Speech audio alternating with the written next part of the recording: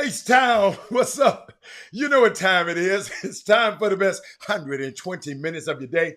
The Chop Shop, the nation's #1 urban sports talk show, and also your midday sports happy hour. Yours truly, Robert Hatter, alongside Jim Hicks, and sometimes Chris Walker, coming to you live from Houston, Texas. But we're broadcasting all over the world via Facebook Live and YouTube Live. And I'm laughing because I'm having such a good time. Y'all, it's just so much great stuff happening around me, man. It's good. Today I'm happy. I'm glad. Yes. Let me see where I want to go with it. It's Women Rock Wednesday today. We gonna have a great boy. Let me tell you something. I got so many places to go. Y'all see what I did yesterday? I got a text last night. I got to share with y'all. You know when I get them texts, I like the text. But share the show. Thanks, Chuck. Let me tell somebody thanks. I got a text last night. Where it is. He said, "Man, I saw you yesterday, that I Am Swag show. Me and my wife enjoyed it thoroughly. Thank you so much." I got that text from a long time friend I grew up, me and his brother, his best friend. That's his little brother.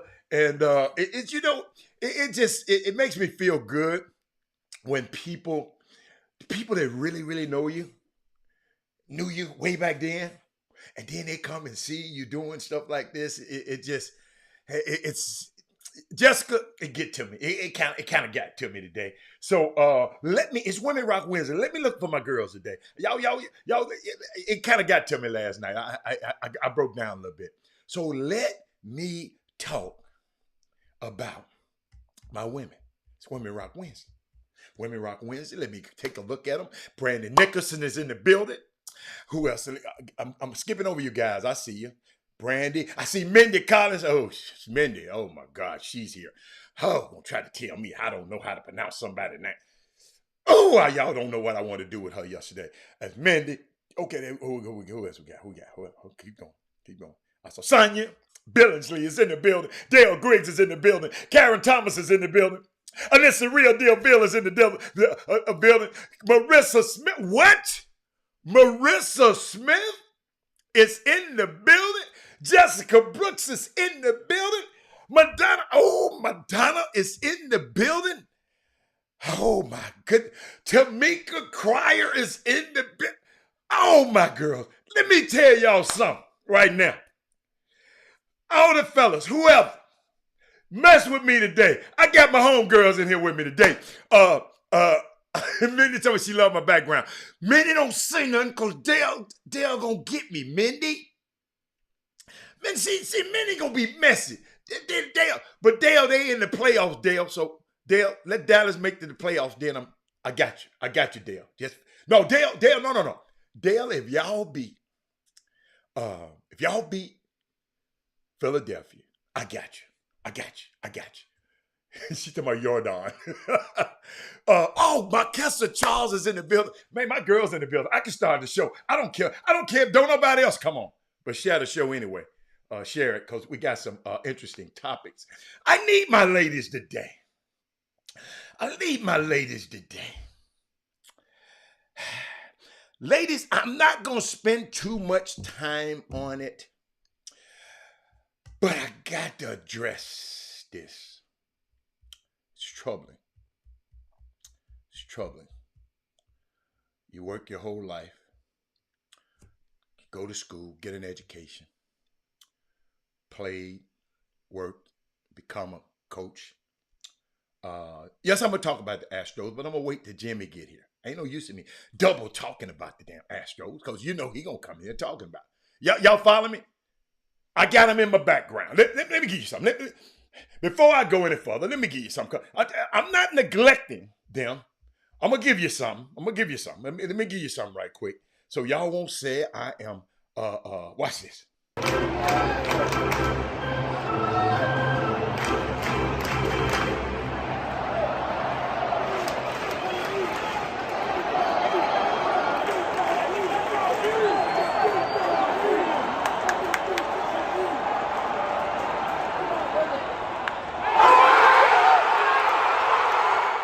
Got that out the way. Because I know Jimmy going to come back. I'm going to play it again. I got that out the way. Okay? So all you Astros lovers, your hunt, what his name, Mindy? Mindy, I looked up there. It said Jordan. Jordan Alvarez. Hit a 3-run homer. The last at bat, what it was 2 outs. And if he take it out, they lose. He hit it and they won. Yes, we're going to talk about Prime, Mark. We're going to talk about everything. But I talked about that yesterday. So let me go back. You work all your life, right? You work all your life. And I don't know how we're going to handle this, y'all. Work all your life. You go try to be a professional.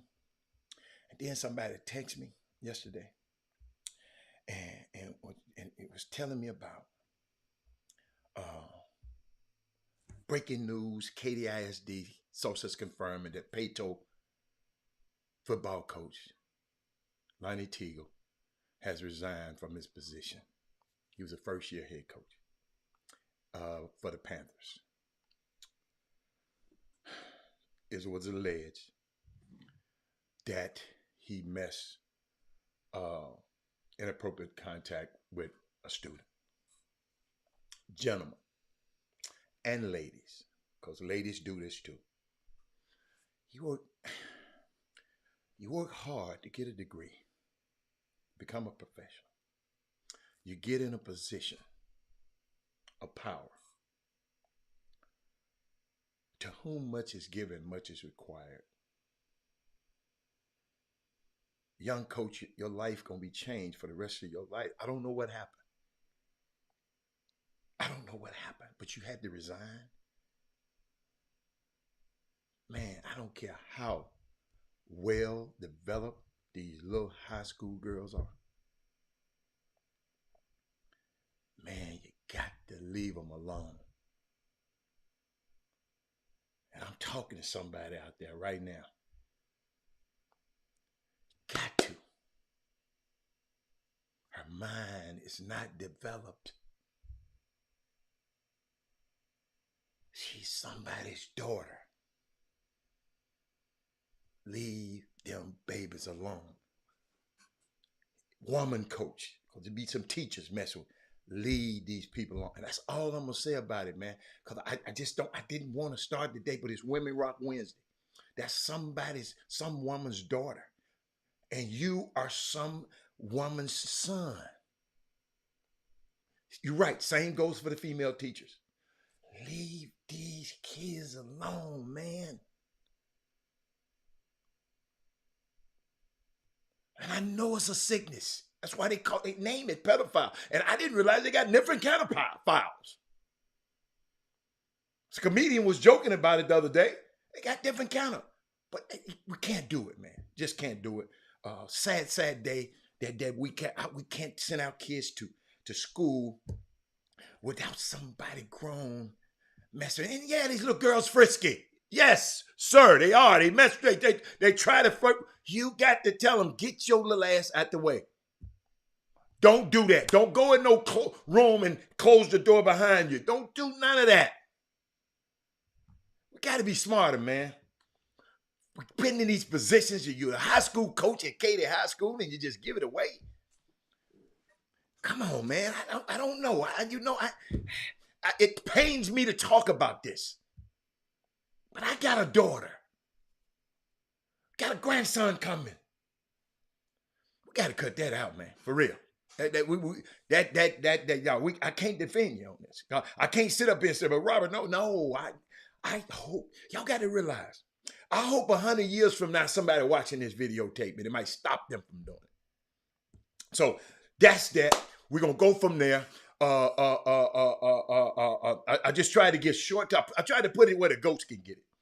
Okay. So, but then y'all, and I saw this Women Rock Wednesday. I got a woman. I got a woman that rocks. I'm gonna talk about her in just a second. You just slow down. But I saw this tweet this morning. Saw this. Marissa Bill, I was hoping y'all. Ooh, hey man, don't you be talking about Barbara's Hill, man, Jacoby. But I saw this tweet. Somebody sent it to me. They said some people can't support you publicly because of how they talk about you privately. Ooh. Some people can't support you publicly because they talk about you privately. I'm going to let your old mind just run with that one. But I saw that, and it's so. Some people can't support the Chop Shop publicly because how they talk about it privately. Yes, I know some. Yes. When somebody sit there to me, I just start laughing. But shout out. It's Women Rock Wednesday. I know y'all get that one on the way home. It's Women Rock Wednesday, right? We got a guest coming up a little bit later. I don't know. We didn't do a sound check. So listen to me. I don't know how great the sound. So just I'm helping you out. Okay? So y'all won't be looking at me. But I want to shout out to this lady. I don't know her, but golly. Florida A&M University. Expect to name, probably have already named, Tiffany Dawn Sykes as the new athletic director. Okay? From 2019 to 2022, she was at Dartmouth College. Okay? Ivy League. From 2017 to 2019, she was at Grambling University. From 2013 to 2017, she was at Norfolk State University. But let me share some more stuff about this young lady. Like I said, there appears to be the current senior associate athletic director of varsity. She is currently, right, Miss Sykes. Oh, let me put her up there. I'm gonna give y'all some visuals. Hold on. Put this pretty girl up there. I'm sorry, Miss Tiffany. Put two pictures of her, Tiffany up there. Hold on. She on both sides. Look. Hold on. It appears that Florida A&M has found their new director of athletics. It's AD. It's the boss.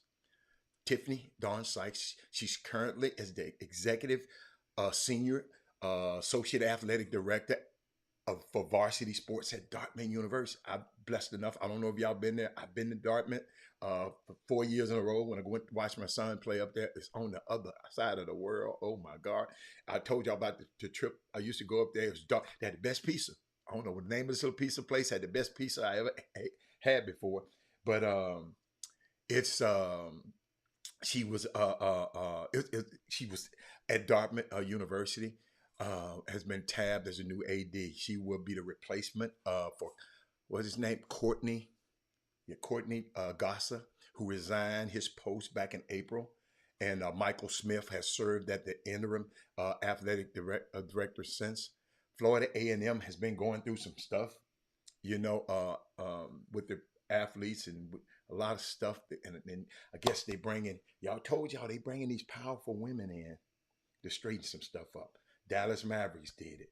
Phoenix Suns, I told you, might wind up doing it. Hey, D White.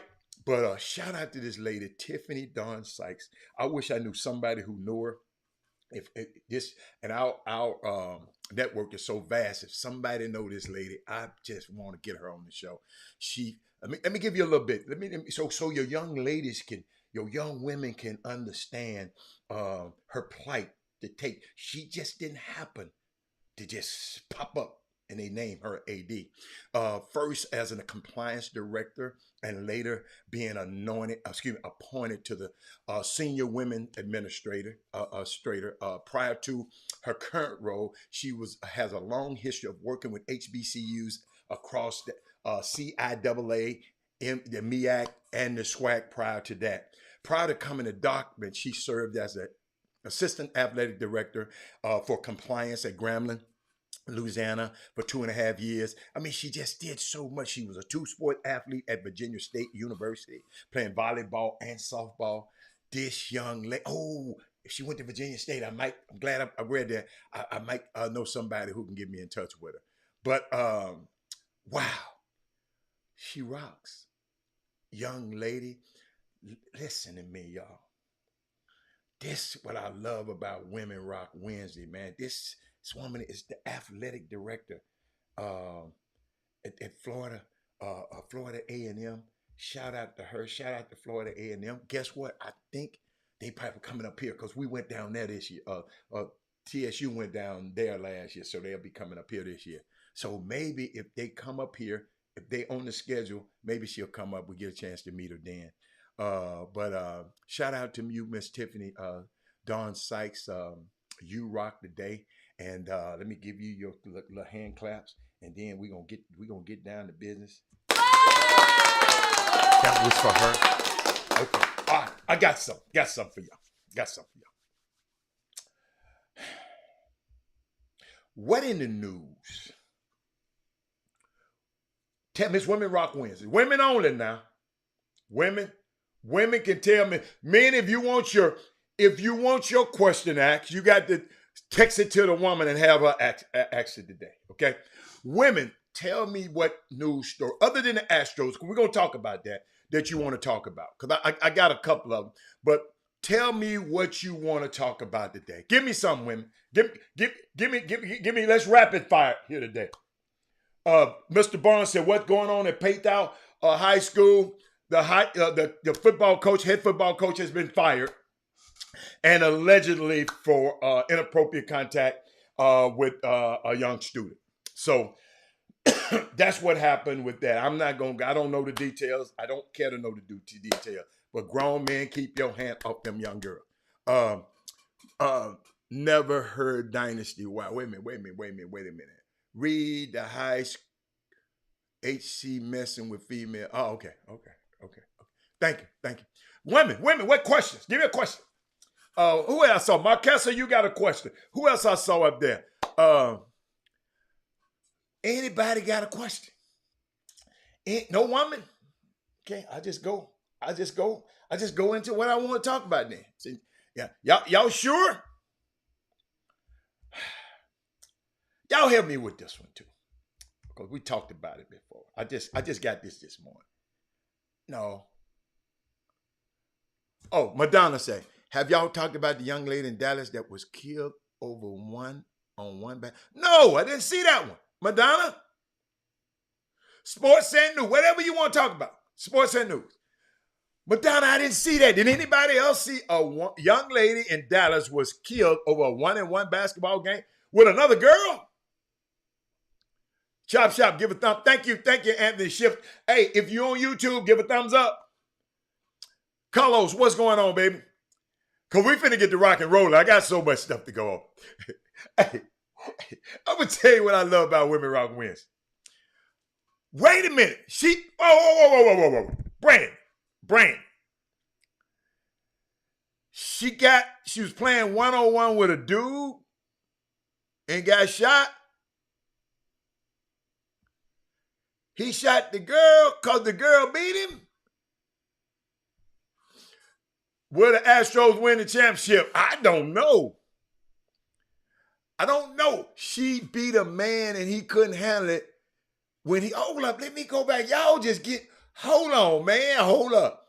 Candace said she beat a man and he couldn't handle it.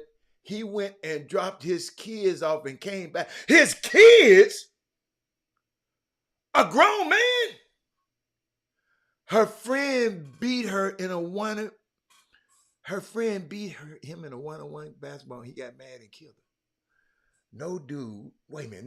No, a dude. She beat a guy and he went home and got a gun and killed her. Wow. She beat her male friend. Thank you. One-on-one and he came back. Babies, women don't play no one-on-one with these insecure ass dudes no more.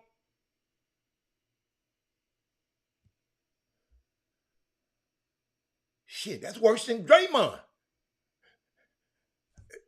Think about what we talking about, man. Sabrine, thank you. Shot her 5 times.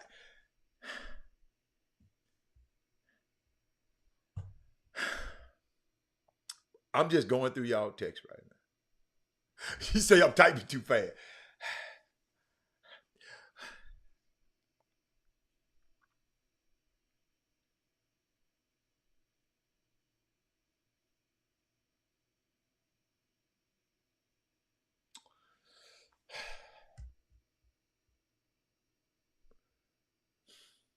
I don't know where I'm gonna go, man. Y'all got me. Y'all got me. Y'all got me. Y'all got me. Y'all got me. Let me go back. Let me go back to something positive. Golly. Oh God. Something I wish I hadn't saw. Wait a minute. Hold on. She said, hold on. Oh, I got to send the coach the link again. Hold on. Hold up, y'all. Could y'all give me a second? Just 1 second. I got to send the coach the link again. Okay. Hold on. It ain't gonna take me long. Y'all got me with that one, man. I don't even want to talk about that one.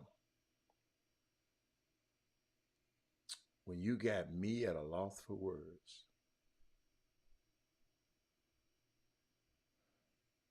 At a loss for words. But let me show you something I did see. And I know we talk about Deion. We're gonna talk about Draymond because I want to show y'all something. Did y'all see what his mama tweeted?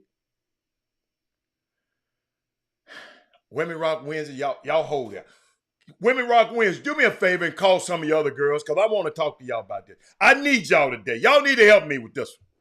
Y'all need to help me. Mamas, I need to call all the mamas. I need all the mamas to the front of the room.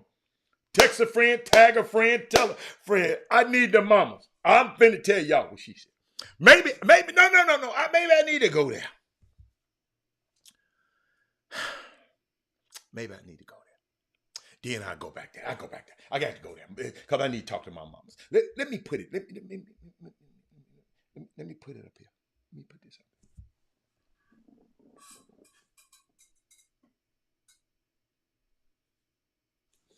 I'm just going to put that up there so y'all can read it. Tell me when y'all do. She has since deleted it, but somebody's sending it to me. She said, that wasn't a sucker punch. Dre didn't aggressively go to pool. His hands were down. Man to man, you go over and talk, to ask what's up. What you say, got shoved and reacted. End of story. That's what that mammy said. That's what she said. And that's who raised her. That's who raised her. Mamas, I need y'all right now, mamas. Mamas, Y'all need to talk to me. Y'all need to tell me it's the kind of opinion only a mother could have. The countless people who have seen this video on social media and on television can plainly see that the aggressive nature in which Draymond Green approached Poole initially. Green was asking for a physical confrontation and got one. And they didn't suspend him. They did not suspend him. Mamas, I'm listening. She saw what she saw, Hatter. We saw. So we know how, why. Okay. Yeah, the apple. Okay. He put his chest. Yes, he did. But this who raised him.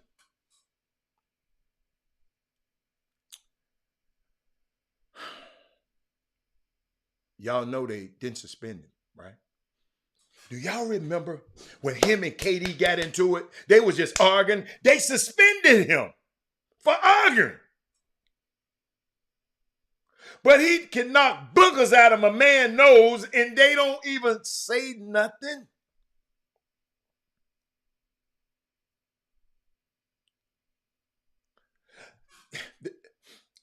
Just find it. Y'all, he got suspended for arguing with KD. But now I got to sit there and say, oh, wait a minute. Tanisha, how you doing? He's hardly ever held accountable for his actions. And y'all listen to me. Y'all talking to a guy that loves Draymond. Tried to represent Draymond several times because my partners are from Saginaw, Mississippi. Saginaw, Michigan, Mississippi.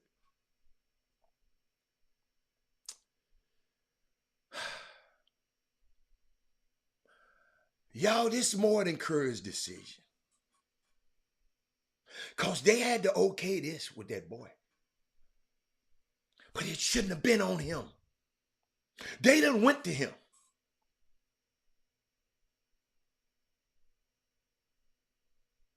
What if Jordan Poole didn't want him suspended? Have y'all ever thought about that?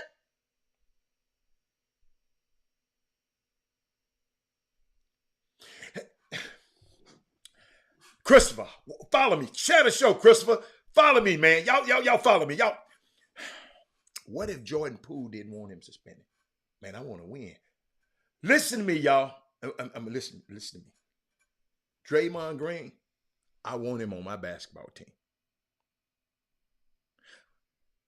I wouldn't have got mad at it. I told y'all what I would have did. Me and him would have had to fight every single day in practice. Every single day. Until either I won or he won.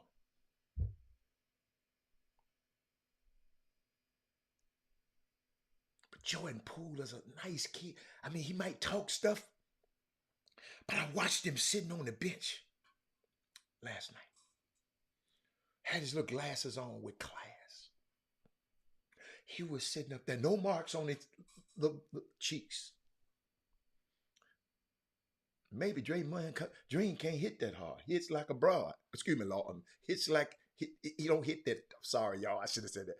Hits his punch didn't have that much impact. See, y'all, that's how I talk. I'm sorry. I should be talking like that in front of y'all though. But y'all comedy.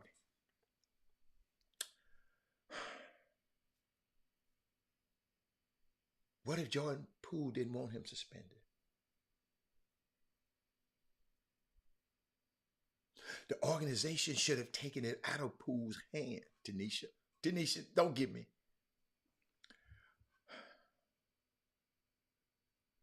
But let me tell you one thing.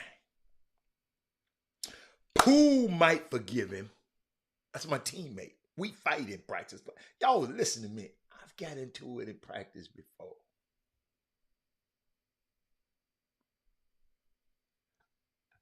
Yes, I have. I got into it at a game, a basketball game before. I know. but he wasn't my teammate. Check this out. Pooh might forgive him, but his family not.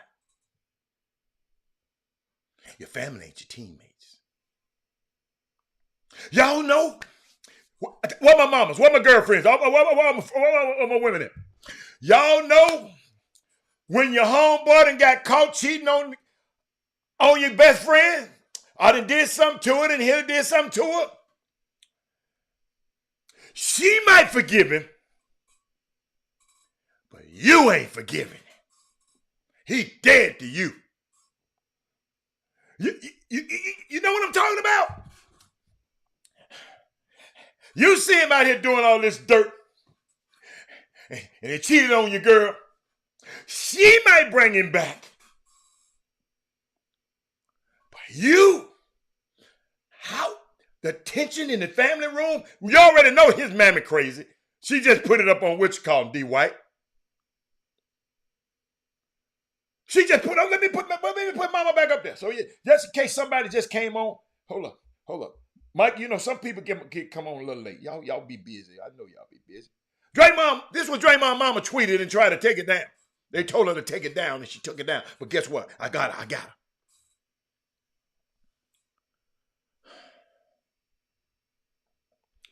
Pooh ain't gonna get no leverage with his contract. Pooh earned his contract. Ain't got no damn leverage. Ain't got nothing to do with this. Pooh was gonna either get it from them or get it from somewhere else. Let me tell you something. Pooh done proved himself. And Draymond helped Pooh do it. Draymond was Pooh's. Listen, y'all, this is where I understand this. Maybe one of Draymond's girls, one of your side chicks, think Pooh is cute. I don't know, y'all. It's something to make him go at that little man like that, man. Y'all got to realize, I keep saying it. D. White, they just got back from Tokyo. They done flew all them hours on a plane from Tokyo. They didn't argue on the plane. It might have been a fight on the plane. I don't know. It didn't get it. The video didn't come. But y'all know what? I'll keep thinking about this. Somebody in that organization do not like that man. Draymond Green. That's the only way that thing got released. Somebody wanted to show how that dude really is. Because the other day,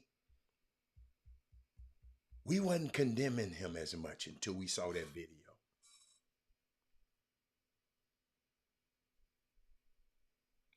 Man, what about the Astros? What about the Astros? They won a damn game, Odyssey. They supposed to won. They shouldn't have been down by that much. I told you, Jimmy be on here. I ain't that time to talk about no damn Astros. It's more important. We got a young man, just because you don't like this team, we got a young man who's been, don't you know this bullying is all over the world? Odyssey Williams. This man outweighed this boy 40, 50 pounds. There's some kids at a school right around the corner from where you at, Odyssey Williams, that's getting bullied.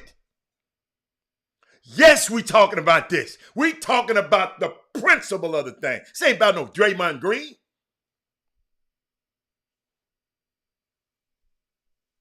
Then this man has announced that this guy is not suspended.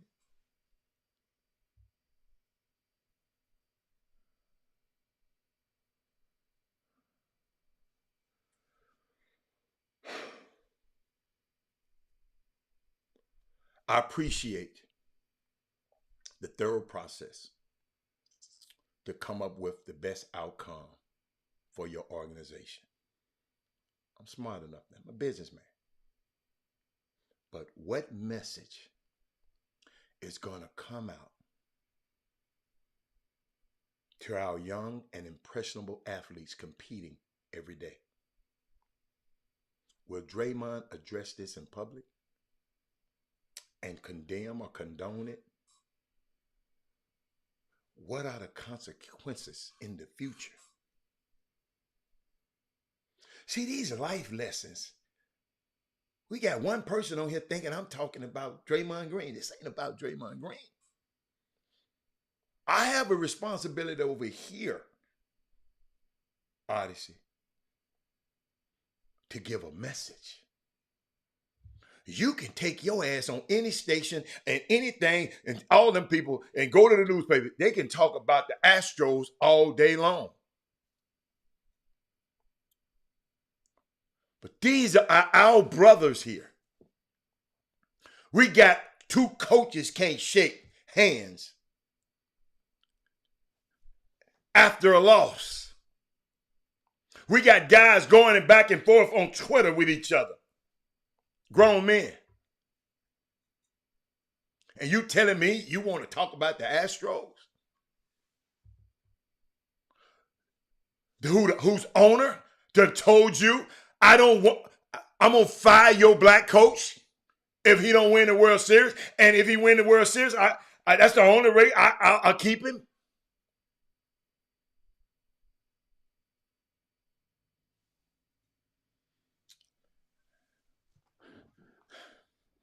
I told y'all the other day, and this went over y'all head. Over in Africa, if you steal an election from Africa over in Africa, them people bring out their knives and their machetes trying to cut somebody. Over here in America, you steal an election, get what somebody say. Forget that. Let's talk about the Astros.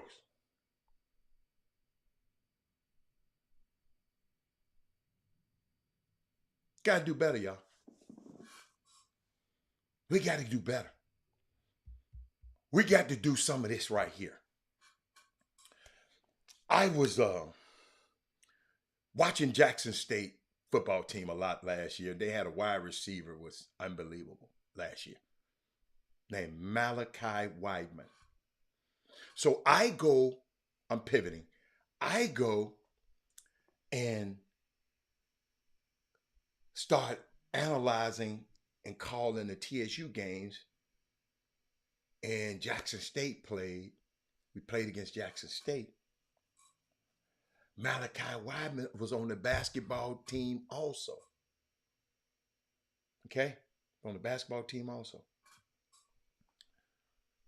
Talented athlete. Jump out the gym. Balling. But I'm finna give you another reason why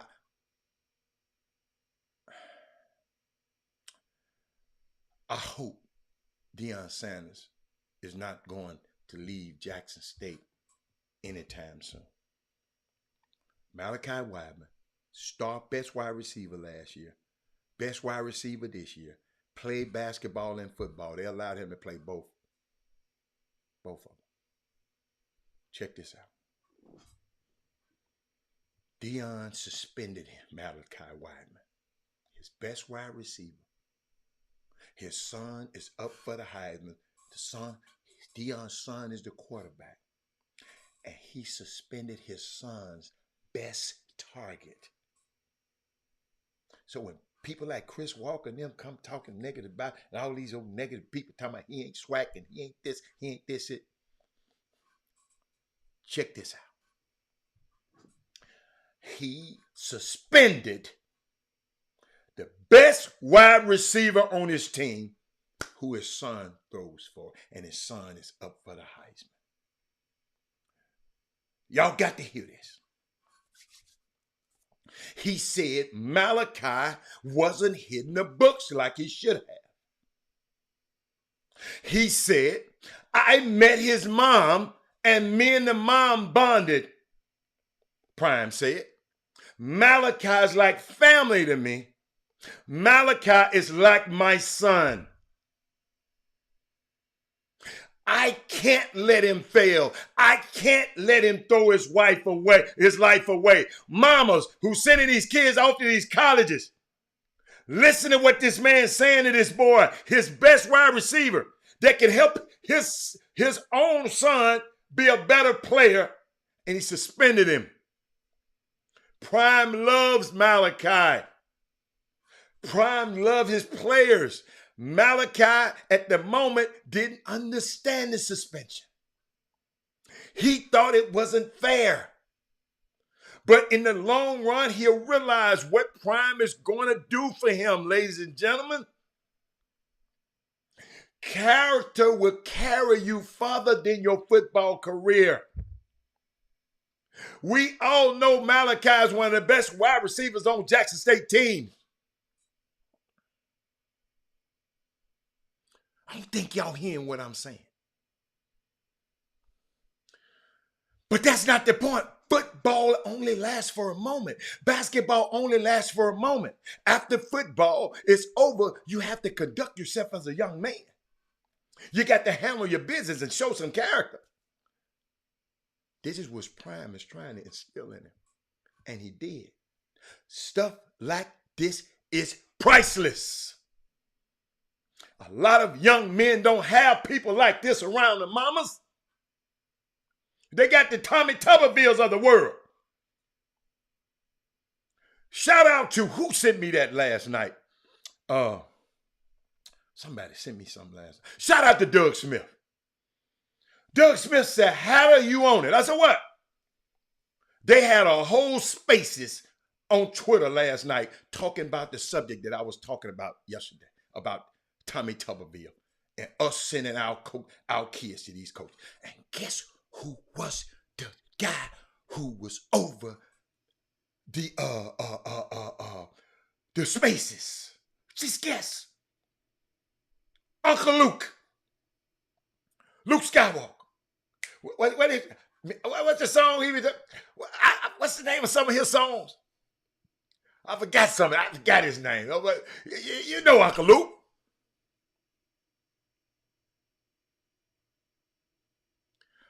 Yo, did y'all hear what I just said, though? Doug. Let me put it in there. This Robert Howard, right? Little Robert is quarterback up for a Heisman. Okay. Doug Smith is the best wide receiver. Gonna give my son the best chance to win. But I suspend Doug because Doug wasn't going to class. Now I wonder, is the basketball coach what the basketball coach gonna do? You can't say the name of his. Oh, okay, I don't know. Two Live Crew, there he is. I remember him. I remember the Luke. I just don't know none of the songs. I don't know the damn songs. Yeah, I like them. Yeah. So Uncle Luke was in a spaces and he was letting people talk. He said he met Tommyville. Tommyville used to give him passes to the game. Tommyville was at Miami too. Stop it, Lori. Yeah. I like. But that's just the Luke. You know, Luke. I think Luke over a school. I got some students. I mean, he doing a lot in football in Miami. Matter of fact, I went to one of the games that they were playing one time when I was spending a lot of time in Miami.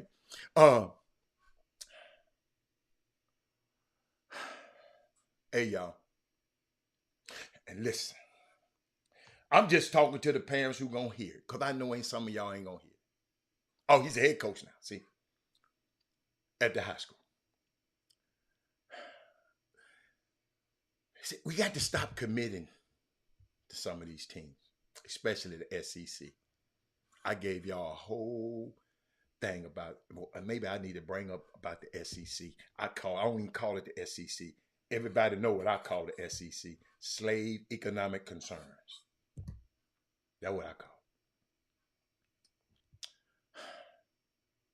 The Ole Miss Rebels. They still got the Ole Miss Rebels flag. The Rebels. The Confederate soldiers, rebels, who lost the damn war. Their mascot is a loser. But our black boys going down there like a record pace. Look at their mascot. Their chants, their mascots, openly racist. They got nice facilities down there in Old Mama.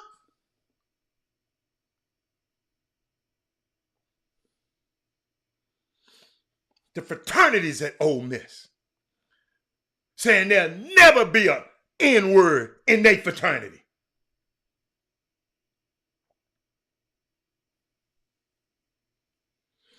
Parents, so I want to know, do you feel like you need these schools to be better? I think Deion is proving that's not the case. Deion sent 2 dudes to the pros last year, and Texas had none. University of Texas, Burnt Orange, the Puff Fund, all the money, the biggest budget, not none. Maybe all of them nice gigs and them nice race weight rooms, and damn, weight room don't have to be nice. They kill me with that.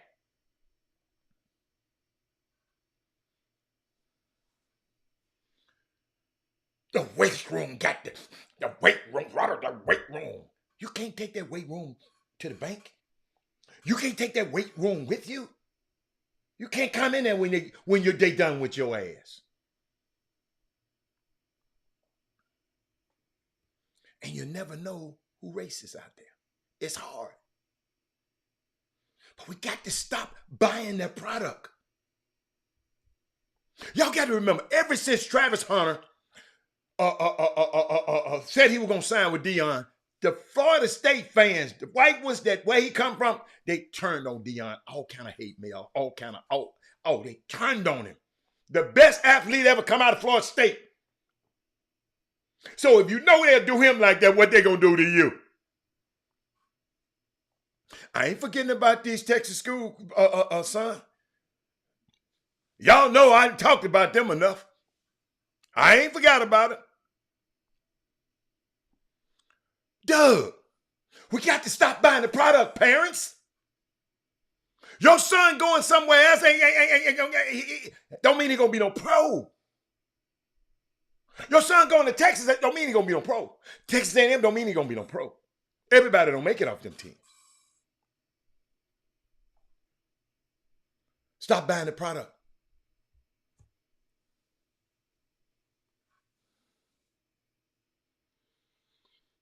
If I was one of these college coaches right now, y'all notice ain't now one of them came out and said nothing about, man, I ain't like Tommy. Because they know y'all don't care. Now one of these coaches, Power 5, what the next 5 and the 5 after 5, all of the 5s. Now one of them come out and say, man, look, hey, I ain't like this. Remember, y'all, Tommy Tuberville is a senator, one of the most powerful men on the planet. It ain't but 100 senators in the whole world. 100, 2 from each state. And he vote down everything that'll help a person that look like you and me.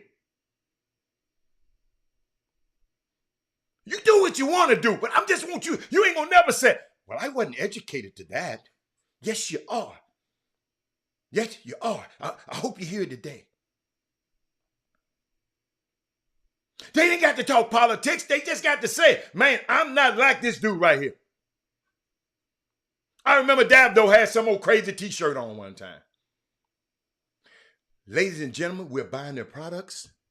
We're jumping over the table, buying the t-shirts. We're getting in the tickets and loving your team, loving the teams. Meanwhile, the Klansman is the head coach.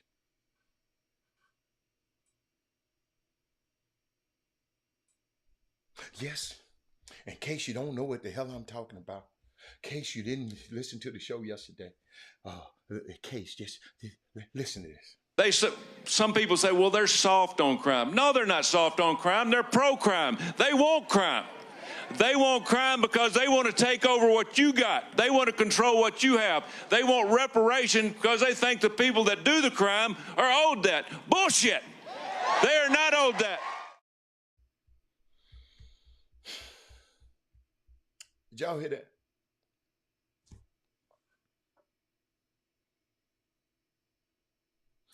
Meanwhile, the Klansmen are the head coaches. And the Klan group is the board of trustees and the president. They don't even recognize black coaches as possible coaches in their program. ladies and gentlemen. Unless the program is terrible and they need to turn it around. Look what just happened the other day in the NFL. The Charlotte Hornets fired Matt Rule after giving him all that money. And guess who they bringing in to mop up this mess? Steve Wilkes. Y'all remember Steve Wilkes? Yes, that same Steve Wilkes. They hired him. The Arizona Cardinals hired this man for 1 year and fired him to bring in Lincoln Riley. 1 year. Now he got, so guess what he gonna say? Well, we did have a black coach. We had to do it. I gave y'all those statistics the other day.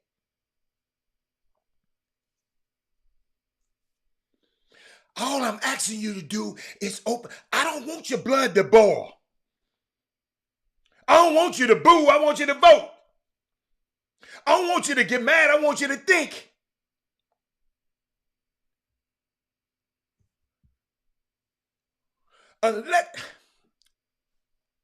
Then they'll give a black guy a job. And once you get a bunch of good players on the team, then they come and fire him. So the other guy, Tony Dungy, take your team. What's the boy name? Took Tony Dungy's team to the dude who got fired. I forgot his name. Chucky. Take it. I'll take his name in a minute. This is what I want y'all to do. I'm going to give y'all some homework before the coach come on.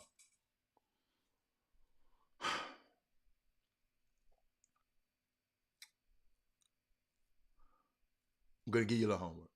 I want you to find out whether one of these prestigious head coaches is a racist. I'm going to show you how you find out. Look at the history as a head coach and find out how many black men they gave an opportunity to be defensive coordinator and offensive coordinator. Gruden, thank you, baby. Y'all got that? I want y'all to find out.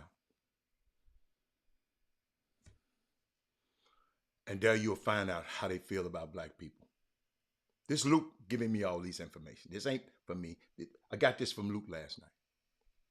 Add this too. Find out how many of these prominent head coaches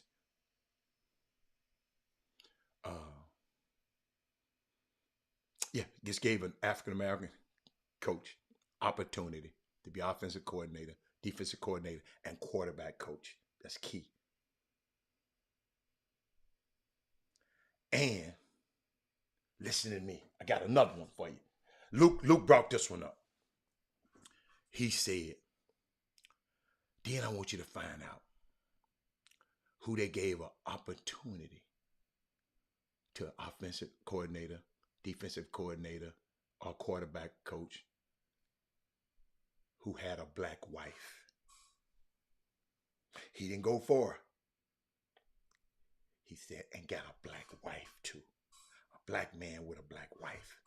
I don't know why he said that. Did nobody go back and rebut? Cause I got the tape. Cause I would have came back and said, why you said that? Black coach with a black wife. In other words, they hire a white black coach with a white wife. This Luke now. Luke said he would have expected this at Alabama. But it's just the opposite. He said goes to Alabama every year. He said the main coaches have white wives. The main black coaches have white wives. That's what you saying, Doug. See, Doug, I didn't know that, Doug. I didn't know that. I know the one in Notre Dame got one. The one they just hired at Notre Dame. Check this out.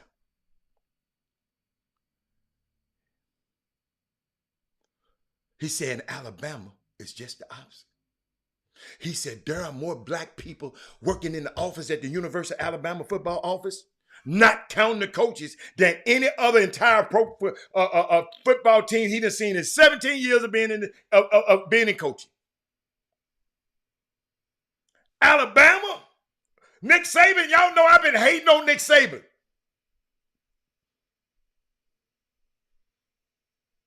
But Nick, they said you got the young girls working in there. They said you got the young boys working. He said in Georgia, Alabama. Y'all watch this now. They say you got an elderly white lady as a secretary and an elderly black lady as the other secretary. He said both of them ladies been there for 30 years. This is Alabama. He said, I don't like this one. Okay, he need to visit more schools. What Dominique Green, you hold up. Instead of worrying about what he need to do, you tell us the other damn schools then. Why don't you see he need to visit more schools? You list the schools then. This just his damn opinion. What schools you been to? And they got a lot of black people on. See, y'all see what I'm talking about, man. I'm going to put that on the screen. He needs to visit more schools. You give us the information then. You give us the information. See, on this show, you got to bring something. Let me see. Oh, you got to bring something on this, coach. You got to bring something on here, coach. You just can't come with that one. Can't see you, coach. Yeah. You got to bring some. Dominique, I want you.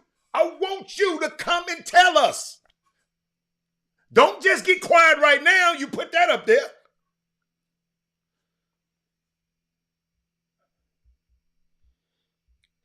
Check this out. He said, and then he talked about Dabo. A&M is just as many blacks in high position. Didn't say. In the in the football office, Dominique, since you want to defend A&M, I would never send nobody to that school. But if you want to defend A&M, you telling me if I go up to the football offices, it's predominantly black. In the football office, the secretary, I ain't talking about the damn coaches. I ain't talking about the damn people in high positions. I'm talking about the secretaries, the support staff, the video girl, the girl who greets everybody to come on the campus. You tell me if that's happening. Yeah. What Deion said, I'm here today for it. I'm here today for it. I see you now, coach. I got you. I got you. I got you in just a second.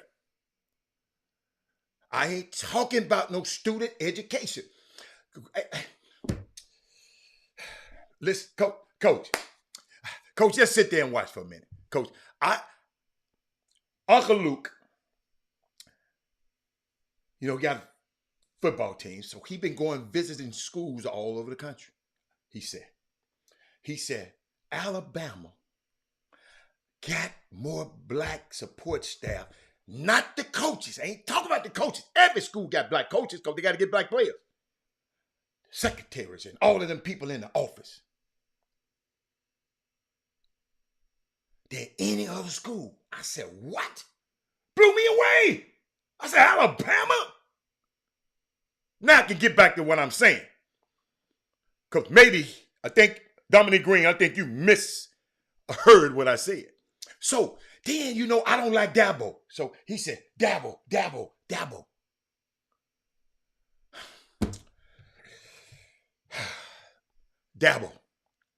I said, what about Dabo? He said, Dabo got a big old office, right? Dabo got the biggest office on campus. But right next door to his is the next biggest office in the campus. He said, guess who that belonged to? Said, a guy named Woody. I said, Woody? I don't know who Woody is. He said, Woody, He coached at Alabama, and he was a receiver coach when Dabo walked on. And after his time as a receiver, he couldn't play that good. You know, Dabo couldn't play. He brought him on as a grad assistant. And then Dabo got a job. When he got the job, he credited Woody for everything that had happened into his life. So Woody got the big office next to Dabo. Y'all, I would have never thought that about Dabo, because I thought Dabo in Tuberville, I thought Dabo, soon as he got through, he was headed with Tuberville. I promise you. But guess what? Woody saved him, but that don't mean he out of the woods. I'm going to keep watching him. But then, he did. So why he was so mad, Uncle Luke said, because he sent his nephew to Auburn to play for Tommy Tuberville. So he once sent. So when Tuberville come on here in his political tirade, and he talking negative about people with reparations, the people who get reparations are who? Us. Because they brought us over here and had us in chattel slavery for years. So he's saying, and I don't know, Coach, if you've seen that or not. So, but it's just amazing how we can have the opportunities to change this thing. Parents, I told y'all on this show a long time ago, y'all got the power to send this coach we bringing up on in a minute, Mike Boynton, Penny Hardaway, all of these coaches to the Final Four every year. We got the power. If we do like Cade Cunningham said, I don't care if we don't go to the NCAA. I'm riding with Mike Boynton. I ain't never seen no guy do that. It wasn't some kin to him. But I'm kind of waiting on Jimmy a little bit, Coach. I'm trying to get Jimmy a chance to come on. Let me see if he coming on. If not, I'm just gonna bring you on, because let me tell you something, man. You doing some things out here. Matter of fact, let me tell you something. Let me bring you on anyway. Let me tell y'all something. Let me give you his dossier. Yo, this dude I'm bringing on today. He bad now. Long Beach State, all the way from California. The LBC with Snoop D.O. Double G. I mean, the man from all the way out there, Jeff Cameron, he signs. Coach got a contract extension. Coach, I ain't finna count you. I ain't finna count your bread, Coach, but they put it all there out there on you, Coach. Coach, they got you to 2027. Ooh. To continue at the helm for another 5 years. Let me give y'all a little bit they said about him. They said Long Beach State's women's head basketball coach, Jeff Kamen, has signed a contract extension through the 2027 season. They said, we're excited, Coach. Will continue to lead our women's program. Let me see what they said. He's one of the most respected coaches in the game, and his integrity and knowledge of the games are second to none. He's done an outstanding job with our team on the court, while at the same time fostering excellent classrooms and the community. We are extremely fortunate to have him leading our program. And Jeff, if I knew nothing else about you, man, I am glad you got the show. Let me see. Hold up, y'all. Hold up, Coach. Y'all got to realize this. Let me give you a Coach. This for you, Coach. Hold up. Let me hit it again. Coach, man, let me tell you something, man. They just called me and said he sent me your bio, Chuck McGowan. You can tell how you can talk about how y'all met. But I put Coach Jeff. Coach, I'm going to put out, we're going to ask for all your other stuff, but Long Beach State, y'all. Coach, welcome to the Chop Shop on Women Rock Wednesday. So you are a woman's basketball coach. And Coach, let me tell you something. I take my hat off to you. Coach, I'm going to tell you why. Coach, I done coached a couple of these little knucklehead boys. I You, a man after God's own heart, to be able to coach them women too. Coach, I was calling the games, analyzing the games for TSU for half a season. So I traveled with the girls and the boys last year, right? Yes, sir. Coach. I love people who coach women's basketball. Y'all got different challenges. My hat's off to you. What's up, man? Welcome to the Chop Shop. You got thousands of viewers. They're going to be asking you questions, so just get ready. Buckle in. And, Coach, do me a favor. This is not an interview. It's like me and you in the barbershop. Yeah, we just got a lot of people listening to us. Yes, sir. So we just going to sit and talk. What's going on, man? Oh, good. I'm chilling, man. I appreciate it. My man Chuck hit me up and he said he'd love to have me on, man. And I appreciate the love, man. I spent a lot of time in H-Town, man. I played at Alcorn State, you know what I mean? And I used to love coming to play TN. You know, my coach has passed, so he didn't know the stuff we were doing, you know, after the games. But we had a great time. And I'm just kidding, but great time. Now, man, and yeah, man, I appreciate you having me on. I got something for you, Coach, because I didn't even ask Chuck. Jimmy asked these questions because I wanted to say, Chuck, this man way out there in California, is he recruiting our girls here? Yes, sir. Yes, sir. What the hell we gonna have him on there? You got to talk to me, Coach. What's up, man? We have a young lady from Dallas, you know. Okay. Dallas, Texas. I recruited Houston hard when, you know, I was at Cal Berkeley at Colorado. We have Maya Hollenshed, who I recruited to Colorado, and she's playing professionally. She, you know, got drafted, and so yeah, man, I got connects. Fortunately, God blessed me to, you know, travel, and I started on the men's side. I coached junior college and Division II, Division I at Alcorn, and I've been able to develop and, you know, some great relationships. You know, for me, it's, you know, life is all about new relationships, and it's all about, you know, impacting and uplifting one another, especially our people, you know, and, you know, Chuck, you know, he went to Prairie View and we connected. I recruited some of his young ladies, and we've been cool ever since, man. He's just a genuine cat, you know what I mean? Man. I love it. And he cares about the young ladies and young men. He does whatever he can to put them in the best position possible. So, you know, yeah, I recruit H-Town, you know, recruiting it now. Yeah, I love it, man. You know what, Coach? It is so unique. This state of Texas, but you've been here, so you understand the dynamics. It's not like I'm trying to tell you nothing to do. You were smart enough to have allies, and you got another ally down here. And I know Chuck Trey Phillips is down here. He's big on the girls' side. And anything I need to know about girls basketball, if Chuck don't have it, Trey Phillips have it. You follow me? So I got the best. I got the best of this world in this space we created. Chuck, Chris Walker. I don't know if you're familiar. You remember Chris Walker, head coach assistant coach at Cal. Joaquin was out there. Yeah, he started this. Really? Chop Shop. It used to be long time ago. He had the Chris Walker show. Then he changed it to the Chop Shop, right? And then right during the time that transition, Joaquin needed him out there in Cal.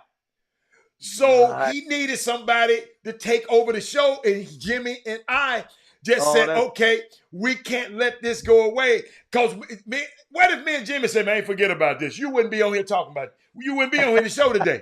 You follow me? So a shout out to Chris Walker, because I know you say you coached at Cal also. Yeah, I know Joaquin. He was on staff with Conzo Martin. My shout out to Conzo and all my, you know, Tracy, you know, Marco, all the cats that were on staff there. Joaquin. Yeah, man. It's great that, I mean, the whole staff was, you know, just good brothers, man, that did a good job of mentoring young men. Yeah. And Joaquin on that staff. So yeah, for sure. And Coach, I like what you said. You said mentoring young men. Let me tell you something. When your AD said this about you, you not only doing stuff on court, you in the community, you in the classrooms, you making sure your girls are superstars in all aspects of life. Share that with us, Coach. I mean, I want to know, Coach, you're doing a home visit. We got some mamas out here watching those show right now. You getting a home visit without traveling, and let them know about you, Coach. Talk to me. Tell me.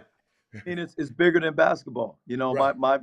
my mission and my purpose is to impact lives through my passion, which is basketball. So you come to Long Beach, it's not just about winning games. When we want to win, and we're going to compete at a high level. You know, we've improved every year, but that's a small piece of why you're a student athlete.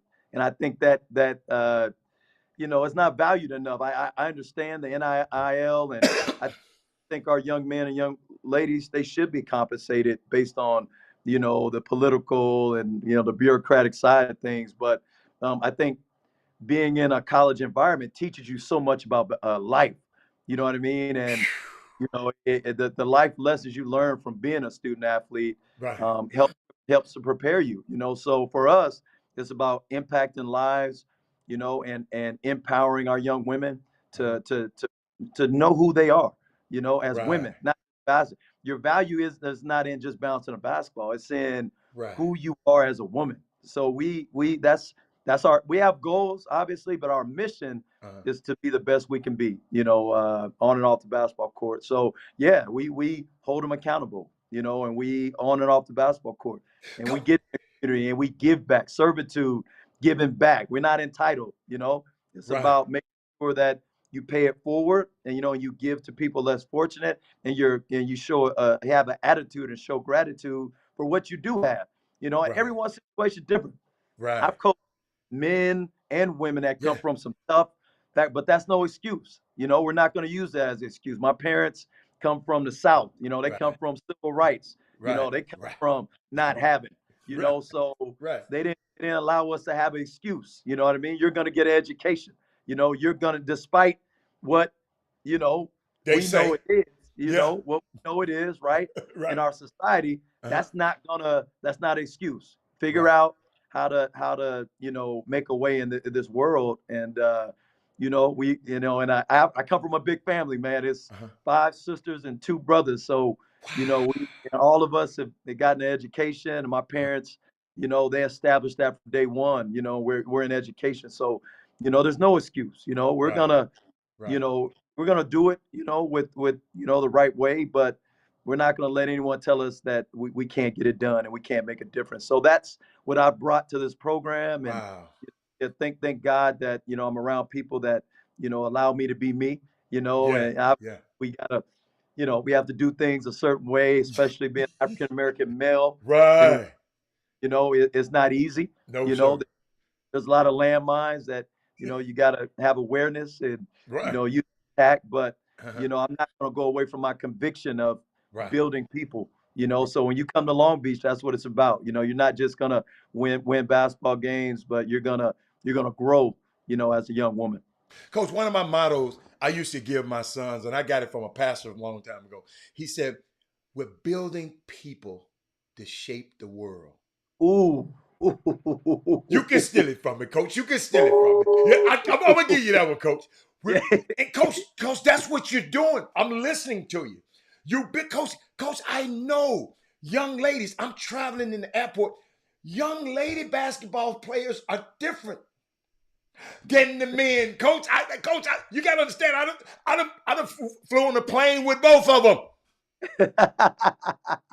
You got different challenges, Coach, and adversity comes up that would never happen on this side, and you got to be the problem solver. So I Yes, know for them people to give you that new contract, you have been building the people to shape the world. So wow, that's why I said that. man. Yeah. Thank you for that nugget. Yes, sir. Yes, sir. I mean, you know, this day is different, man. Mhm. And I'm sure you know, our parents and they said the same thing, Yeah. but it's a time, and it's Uh-huh. much respect to it, though. I know there's a lot of great things going on, but you know, there's a lot of things I think that are missing, in my opinion. I think the values, you know, it used to be a village. You know, I went to Yes. HBCU, so it was just different, you know, from the environment I came from. Not my parents Yeah. shaped that, and my church family. It Uh-huh. was a village. You Right. know what I mean? I went down the street and the neighbor, they were gonna hold you accountable just like your parents. You know what I mean? It Yeah. wasn't no acting Yeah. up, and there was accountability, Mhm. and you could hold them accountable without all the things that you have to deal with now. Yeah. Now I feel like there's outs, and people can make excuse. And yeah, This thing right exactly. here. Oh, the unintended consequence, like the consequence for the technology, which is good in a lot of ways, Yeah, it's but good. Yeah. it takes away from, the growth, and the substance. Ah. They have the information on this thing, and they're exposed to a lot of information, but there's no substance, and you Uh-huh. don't get that substance without experience. You Right. know, Right. so I think, we do a lot of things, man. Like during the COVID, Uh-huh. we were on Zoom, and we were going over voting and the history of voting, and they all had to present what it meant. And Right. I have young ladies from another country, you know what I mean? And we Yeah. have sisters who are learning what it was for us to vote. We couldn't, like so. Ah. We took them to the African American Museum. We went to D.C. You know what I mean? Wow, that's my spot. Yeah, yeah, hey, man. I mean, the 9/11 Museum. We went to New York. Yeah. We try to expose them and educate them. We have open dialogue, but we try to create a safe, Hey, safe space faithful. by building those relationships and spending time, so our young ladies feel comfortable enough to have those honest conversations. So it's just It's pushing them. perpetual. It's fluid. It's fluid, So Right. you're right. Like Yeah. these young women are amazing, man, and they Yeah. don't even know how great they are. I think they limit themselves in a lot of ways based Yeah. on, what they know. The So we try to noise. give them perspective, Mhm. to think outside the box. But they're great, man. Like Yeah. they're great. wonderful, and They're they're great. wonderful. And yeah, there are challenges, but I coach on the men's side, and Yeah. they got their whole. Yeah. But you know what? You know what's so unique that you said that? That's why I have a Women Rock Wednesday. Women really rock every day. But I take out the time. It was intentional on a sports talk show. Supposedly, that's what it started out to be. But we talk about everything on this show. And as you I saw love it. when I came in, when you came in, but I love it. I wish I was on earlier. Hey, I was like, man, I want to hear the beginning of this. But coach, it's what's so unique. I'm intentional. We were on a radio station, right? And we used to do Women Rock Wednesday. And they used to always tell me, Robert, you need to stop doing Women Rock Wednesday because your ratings are so low that day. I said, no, never, never. Wow. Because guess what? That's why when the pandemic happened and I got away from that stuff and was able to bring you in like I am now, the show has I can't even tell you how much it's grown because I didn't let nobody put me in a box and put this show in a box and tell us about what Women Rock Wednesday. Yes, you women rock. And I looked in your eyes the way you said, man, our girls are my women who I'm teaching, the women around me. They're great. They just got to know that they're great. Yeah. Some of them don't know that they're great. But guess what? Jimmy is my co-host. He's in the building, Coach. There he is in the building. Coach Jeff Kamen is in. Coach Kamen is in the building. Man, this is my dude, man. I'm going to Long Beach, Jimmy. Jimmy, I'm going to the LBC, baby. Hey, my man is clean right now with the brim. That Coach, that's him, Coach. He wore that hat just so you can say that. You shouldn't have said nothing, Coach. My man is clean. Hey, you ain't messing around. Look here. I heard of you for a few years. I think I heard the name back a few years back. You was on the men's side. Your name was rattling a little bit, and it's a small world in this basketball. So I'm gonna ask you. Of course, a lot of people. I just hopped in the office, so I don't know what y'all talked about before. But I'm quite sure. I'm wondering have you let people know where you played basketball in school at? Yeah. Yes, Right. sir. Yes, sir. Yeah. I've mentioned it, but Yeah. just to reiterate, yeah, Alcorn State University played for the great Davy Whitney in the Yeah, College Hall of yeah, Fame. He was in the yeah, Negro League. Learn how to be a man in Lorman, Mississippi, with great mentorship and my brothers. We won a lot of basketball games, man, and had some fun doing it. But more than anything, man, just developed some great relationships and learned a lot about, who we are, our Right. people and Right. who I am as a man. And yeah, my parents put me in good hands, man, but would never trade that experience for anything, anything. Jimmy, can I cut in? Did you hear what he just said, mamas and daddies? He said his parents put him in good hands. Coach, I'm a good listener, coach. So your parents had influence of where you went to college. They did, of course. And they allowed me to make the decision. Like for me coming Mhm. out, I wasn't like, these 4 or 5 star, even 3 star. Mhm. I developed late, Mhm. and my dad went to work and reached out. I never heard of Alcorn, even though my mom went there. I'm in California. HB. It just wasn't something that I knew about. And my Wow. pops reached out. Coach Whitney hit him back and said, "I want your son, to come here. I can't put him on scholarship the first year, but if he earns it, I'll put him on scholarship." And I ended up going.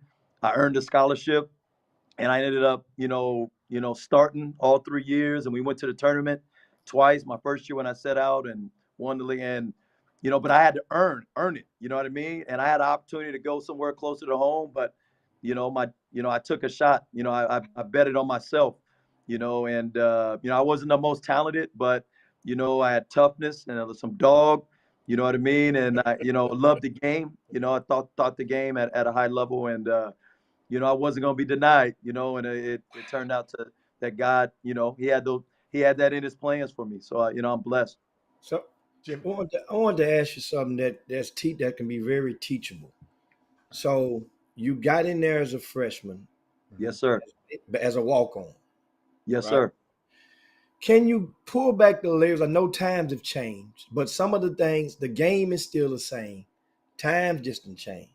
Yes, sir. What are some tips, or what can you give? First of all, what can you share to a lot of people that are watching? Go back into the life of a walk on. Ooh. Because a lot of people think that they're ready for this. Oh, my baby can just go and walk on or so and so, and they'll be able to play. They don't give them a scholarship.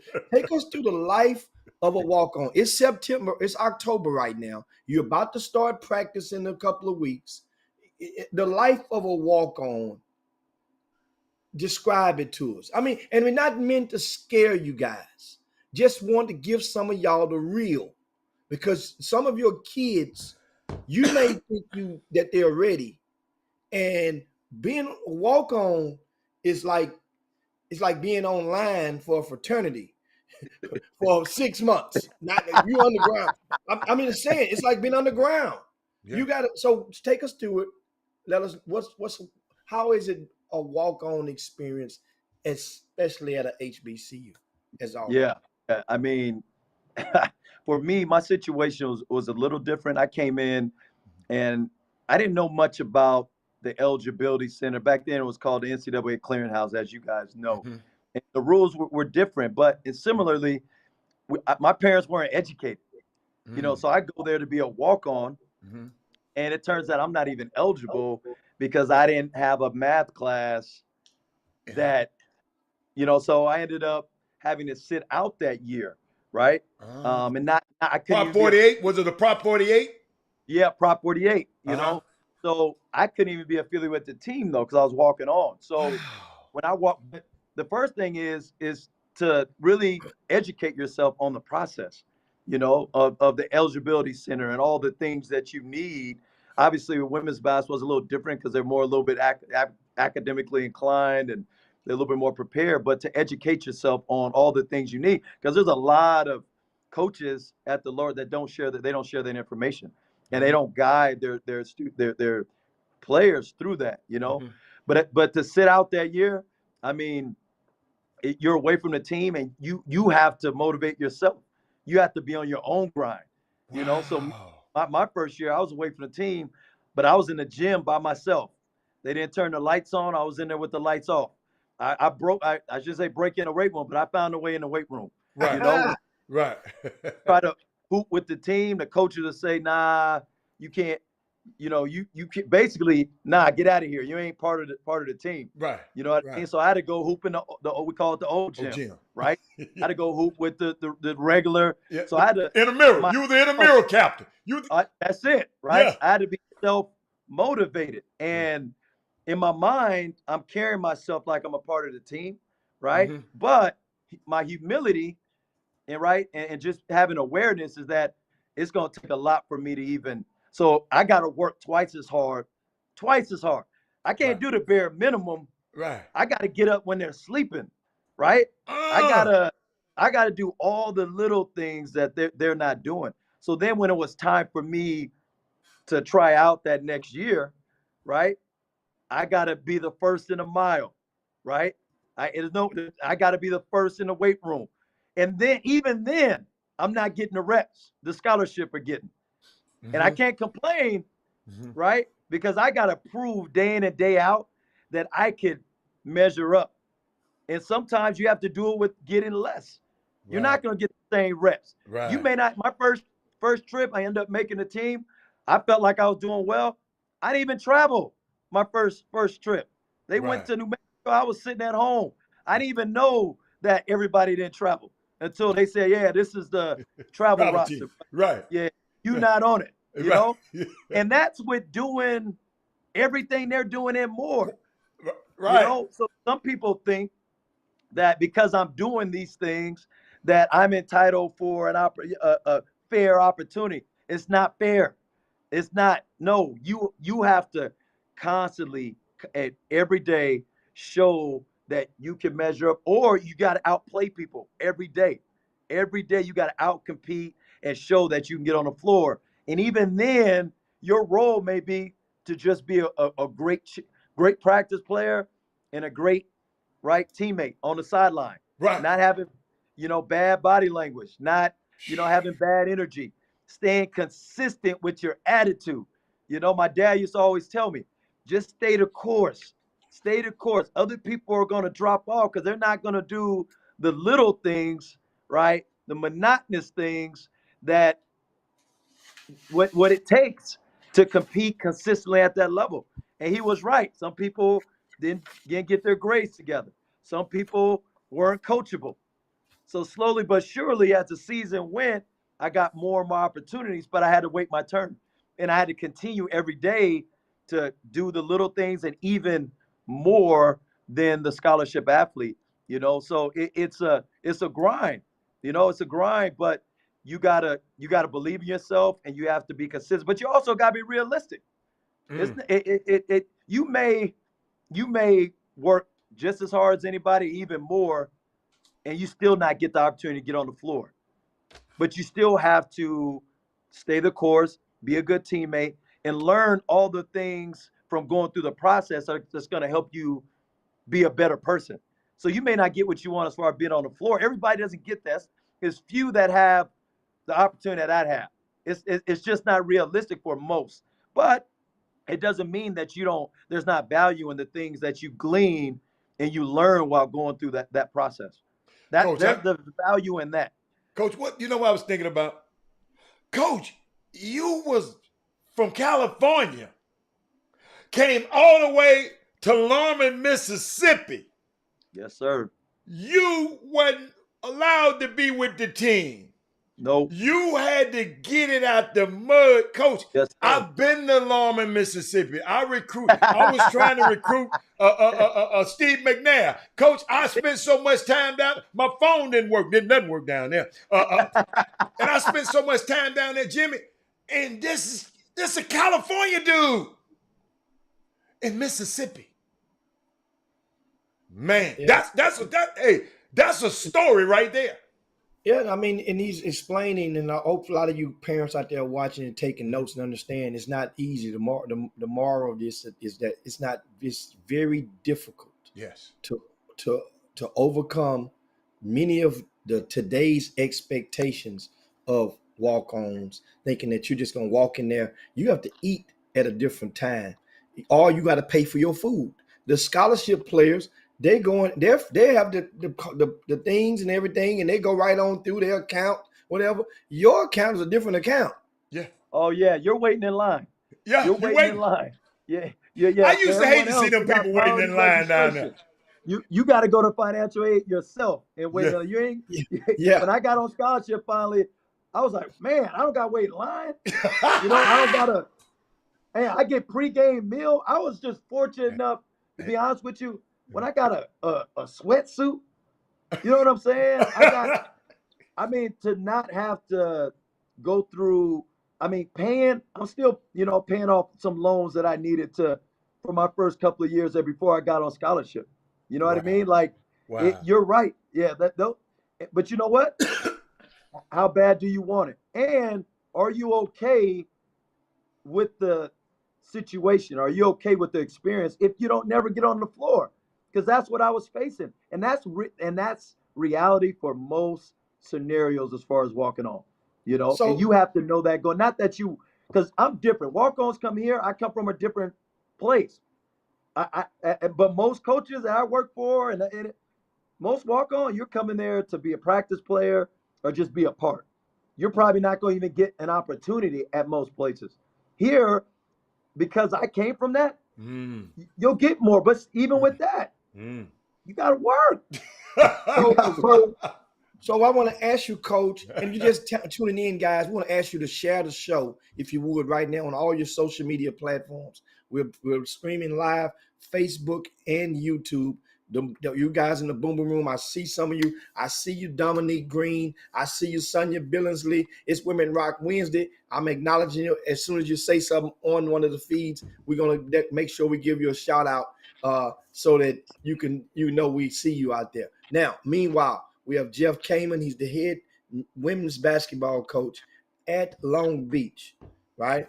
Now, just want to ask you, what has changed for the walk-on for when you played in college versus you being the head coach at Long Beach? What has changed? I'm just saying, because a lot of people really, really want to get it. And of course, you're on the women's side, but the concept is still the same. You mentioned, is anything that of note that has changed or that's more beneficial to the walk-on now versus yesteryear? Yeah, I think walk-ons at most places, I think they're treated, as part of the group where they're not alienated as much. I think there's more resources for walk-ons, but it also depends on where you are. You're a walk-on at a Power 5, right? A bigger school. Obviously, there's more resources for you. When I was there, I didn't have access to the athletic academic center. Our walk-ons do. I try to include them because, again, I come from a different perspective. That was me. So I never want our walk-ons to feel, like, separated from the group. They're part of our team. If we make the decision to bring them on, then you're part of us. And we try to help you with registration. We do all those things that at some places they would have to do themselves. So I can't tell you at other places, how it's changed, but I can imagine that when I walked on, I was on my own. I had to do everything, by myself. But as far as opportunity, I think it's just, realistically, you have to know you have to go in with your eyes open. You got to know the challenges you face going on as a walk on. You can't have, ideas of grandeur, and get outside the reality of, the uphill battle that you're facing. Doesn't mean that there may not be opportunity for you to play, but it's very rare that walk-ons actually are able to get on the floor and play, and So but what no does it matter mean? what. What does it mean, Coach? If you and your coaching staff, you're Yep. doing game prep, you're going into practice. So if you play the walk-ons, right, before you play your scholarship players, what does that mean? That means you're probably not I don't want to be offending, but No, no, it no. This means the you're, chop shop, coach. This the yeah, chop yeah. shop. I would This say ain't if your walk-ons are playing over, unless there's an exceptional, you're probably not a competitive program. If that's happening, it just doesn't happen often. Um, but it does happen. It just doesn't happen often. So I would say if walk-ons are playing over scholarship, they're on scholarship. They've been recruited. They're being paid to and given resources to compete. So you're gonna go with your scholarship athletes more than not, more so than a walk on. Um, but again, it just depends on where you are. Like for me, there hasn't been often that we've had walk ons, able to help us. I'm hoping that one proves me wrong, because I'm open to it. But it's not, if a walk on's playing over a scholarship athlete, 9 times out of 10 that program is probably not as competitive as they want to be. and guys, this is coach. I want to thank you for on that topic for being as candid as you can on that because a lot of people really doesn't hear head coaches give it to them in that manner about walk-ons because that's often a topic that's taboo. Most people they feel like they like to keep it secretive on the walk-on thing because many walk-ons are or have been as a result of a relationship with as a legacy kid or somebody who's donated something to the program and such. And so, like I said, but there are people that are watching the chop shop that may have maybe great contributors to their college where they graduated from. If that be the case and somebody's watching their position and they have a son or a daughter that's that's fairly decent in the sport, how can they get their kid to be a potential or preferred walk on? Yeah, yeah. That's all relationship based. You reach out, email or call. Nowadays you can hit people up on social media, but reach out to the coaches and and try to spark up some dialogue. There's nothing wrong with it. Like we have a walk on now that I think potentially down the road, if she sticks with it, she's one that I really feel that could help on the court. But a lot they bring value like you mentioned. There's more value you can bring than just on the court.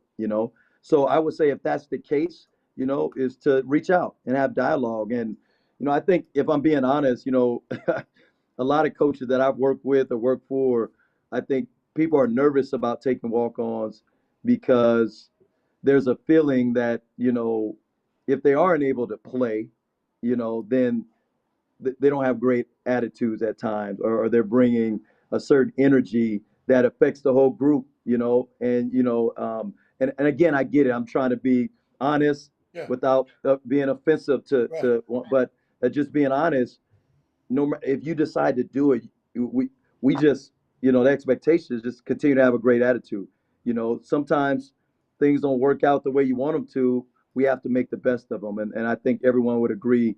That's the best course of action. And we talk about character and integrity.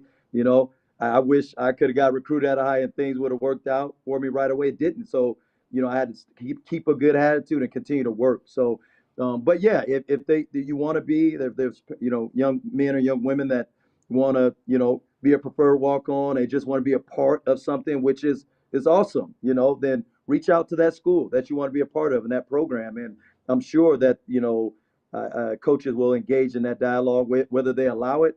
I think that's up to the individual school or program. Coach, so other words, and Coach Jimmy, and now Coach, you can't say this because I like how you do. Use a coach. You can't be bringing no stank attitude trying to be no walk on, y'all. I'm just finna tell y'all, my grandma used to say, beggars can't be choosing. So you can't come in there with no attitude, a No, young man or woman, no. because it ain't gonna go your way for a while. Yeah. So Yeah. you just got to suck it up, but don't even waste nobody's time. Because, Coach, we got a lot of time wasters out here. Nothing against them, but they know who I'm talking to. Don't go out there and waste it. Not just Coach, nobody's time. Yeah. Don't waste Yeah. your time, especially with that attitude. Yeah. Yeah, Jimmy, what else you got? Coach, I wanted to ask you, and this is not a trap question. Watch him, Coach. It's not. But in your experience, is there a different, based on the topic and what Hatter just said about some of the attitudes that comes from the expectation of some of those people that are walk-ons, maybe expecting something outside of reality? For sure. Here's what I want to ask you. Is there a contrasting difference in the attitudes of the white walk-on versus the black walk-on? Ooh, that's a great question. That's a great question. I just based on my experience, just off the top of the dome, I think it's similar. I think it's generational. I think there's expectations, whether it be parental, whether it be peer, maybe coaches, mentors. I think there's just expectations in general, and I think it's shaped by what they've been exposed to, right? So people are telling them how great they are, and you could play there. I don't, and of course you want to believe that, you want to believe something, but that may not be the best guidance. It may not be honesty, and some people may really believe that. I think when parents, and I love them, but when it comes to their kids, there's a emotional cloud that they can't always see outside of. They're the best thing since sliced bread, and I respect it, and I understand it, but you know there's a reality there, and it's really trying to get outside that emotion and really see the other side, and I think that's building relationships and having an understanding of a coach or a program or a staff to make sure we're on the same page and our expectations are the same, you know what I mean, going into it. So to answer your question, Jim, no, I think it's similar. I think it's all the same. I think there's an entitlement, I think, in general within this time, and obviously I've coached both on the men and women's side, and obviously in certain situations, yeah, there's a contrast different, but I would say in general, I would say it's the same. I think the me, the agenda of the individual is something that you have to fight and manage as a leader and a coach, no matter whether it's the white athlete or the black athlete, whether they come from the hood, they come from money, right? I've seen it. I've seen it all, and I think it just comes down to me, what I want, and not necessarily big picture. What realistically is this about? Now, I think as a dreamer, I think you do have to set your goals high, but you also have to have some type of awareness. So to answer your question, I just think it's similar. There's no contrast different. I think in some cases there are, right, where it just depends. But I just think it's generational. I think in this generation, I think the expectations are shaped by their surrounding environment, where they come from. And going into it, I've seen the same thing from a white and black athlete, as far as, being, being entitled, not being able to see things for what they really truly are. You know what I mean? And so I don't know if that answers your question, but, I would say from my experience, and I've coached from all different walks of life, man. I would say things have changed as far as the times and the generation, and and obviously things are still the same as we know when it comes to black, white. But with that, I think you'll see similar cases no matter whether you're white, black, Hispanic. It's the same thing. You're absolutely right. And I'm going to tell you why you're so right. But I want to add something because you said something so key. You was talking about parents expectations are a little bit different, and they see their kid. I saw this. I saw this tweet when all of America saw something else. I saw this tweet from Draymond Green's mom about the incident. Check this tweet out. That wasn't a sucker punch. Dre didn't aggressively go to pool. His hands were down. Man to man, you go over to talk to ask what's up, what you say, got shoved and react. End of story. Coach. That's the perfect example, though, of what you're talking about. Yep.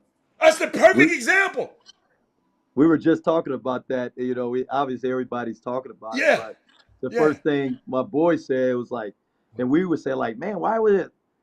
If he gonna push him, why'd he put his hands? You know, why, like, there's so many different ways to look at it.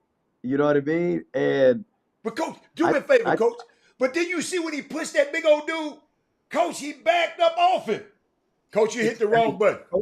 Hey, Coach got excited over at the school. He started talking about the walk-ons. It must be an administrator walk-on on the team. Coach, they cut Coach ass up over there. He hit the wrong button, baby. Yeah, I know. They didn't clip. They ain't cut Coach out. Coach got one of them walk-ons. I'm gonna wait till he pop back on, Jim. They called him to the office. Now he got to go to the front office. No, man, he ain't go. But director meeting. But Jimmy, you know what's so funny, man? And it's all the same, Jimmy. Jimmy, when I going to Cornell, you know, we had another guy on the team. There's some white walk-ons over there. The white, because I know they had one from down in Texas that was a black walk-on. That yeah. Leave the man alone. But they put his ass back in the box he came in. But no, he was a great coach. I got you back, Coach. I got you back. Hold on, I can't let my coach be out of here. Going nowhere. I ain't going.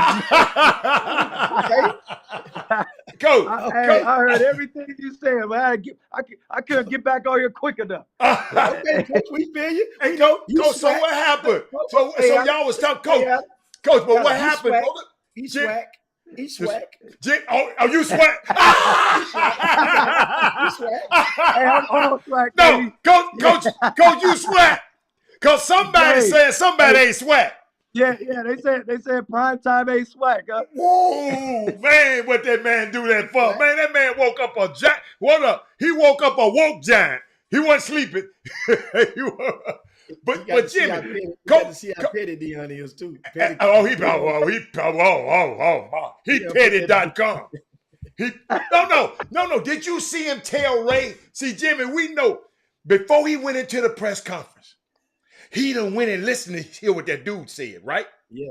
So he come out the room, he told his boy Ray, the guy we know, Ray Forsett, you know, Ray be with him. And he told Ray, watch this, it's about to go down. And then he went in there. So he said, I'm about to go, it's about to go down. So he knew that. Boy, he's an unbelievable guy. Coach, what do y'all think about it being in the coach? What do coaches say about him around the country? I love Prime. I think he's changing the game, you know, for the HBCU. I mean, yeah. We have a group chat with my boys at Alcor, and they sent the rap battle, you know, in the team meeting. I mean, you seen that? Like he's creating a culture, you know what I mean? Like for his group, you know what I mean? And he's finding ways to reach these young men. You know what I mean? And sometimes as leaders, we got to meet them where they are. You know, a lot of times we want the old school, and I get it. There's some things that I'll stand. Right. But there's other things where that we don't know. We got to find a way to make adjustments. You know what I mean? And because ultimately it's about meeting them where they are and getting the information to them. However we do it, it's about them getting that information so they could get better. You know, they can have knowledge and grow and be better. So I love it, man. I love what Dion's doing, man. Coach, how do you handle walk-ons? Coach, Coach, we had a situation where my son was in school. I'm about to say, you guys must have had a situation because you own this walk-on. No, Jimmy had it. But the guy was a walk-on. He went in the beginning, you know how y'all talked and said, now you know you ain't gonna play. So hold on. But the little white dude, Coach, you said Coach Jimmy think the white guys don't do it. Little white dude, daddy got a lot of money, go to Cornell, daddy got a lot of money. He come tell the coach, well, I think he's better than, he should be starting, not Hatter. Coach called me. That's why cats don't take walk-ons. They don't want to deal with that. If we being real. Get what happened, though? The coach called me. Coach said, do me a favor. Call your son and tell him the next day in practice to tear his head off. He said, I can't tell him, but you can tell him. So if the dad of anybody was whoever was at practice the next day, Jimmy, they didn't say nothing. See, Robert be friends with them, though, because they're his teammates, right? So I called him. I said, look here, player. Look here. I need you to do me something. Tomorrow, you ain't got no friends in practice. I didn't tell him where we was going. I want you to destroy everybody who guards you tomorrow. Especially Opie. I didn't do that. I didn't do that because I didn't want him to know. He know what I was talking about. I said, it's like we over in Vietnam. Me and him got this little joke. If me and him just over in Vietnam and me and ain't nobody but him and me, we gonna get out of that joint, right? We got this thing. I said, it's Vietnam tomorrow. Man, the coach called me back next day, said, we won't have no problems out that parent no more. No problems out of that parent no more. I said, wow, coach. I'm sorry, coach. Say now, coach, you got to ask you something. Speaking of coming from Alcorn, HBCU, you now being the head coach. And in the last couple of years, I'm noticing more and more colleges are purposely reaching out to schedule games against HBCUs. Mm-hmm.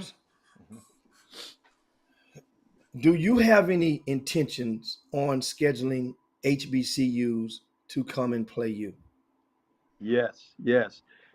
What people understand the political, not just up here, but the business side of things. When you're playing like for a mid-major like ourselves, right? Most Power Fives, they pay schools to come. That's and right. For HBCUs, that's right. That's more beneficial, right? That's more, that works. That's more in line with what they need, their needs. Yeah. As opposed to playing a home and home, right? Which means that you come here and we'll go there, but then that costs money. You got to pay that yourself, right? So it's a little trickier. It's a little more variables there to make that happen. But you're thinking about believe, and y'all so far away, coach. Y'all so far away from most HBCU. I got the plan though. I got the plan, coach. What's the plan? The plan. I'm gonna give you some game. Yep. And here's the thing that just say for example, I'm gonna go to the men's side, Texas Southern University. Their men's basketball, and there's a team that has a head coach that's from Houston. So University of Houston gave them a game this year. It's Oral Roberts. And so by this coach being from Houston, that means he get an extra day to spend in Houston. Texas Southern reached out and said, hey man, since U of H is already giving you a check and already paying you to come here and play a guaranteed game with U of H, how about playing us on the next day? Yep. And that way you piggyback off of that game. So that same theory works with the HBCUs.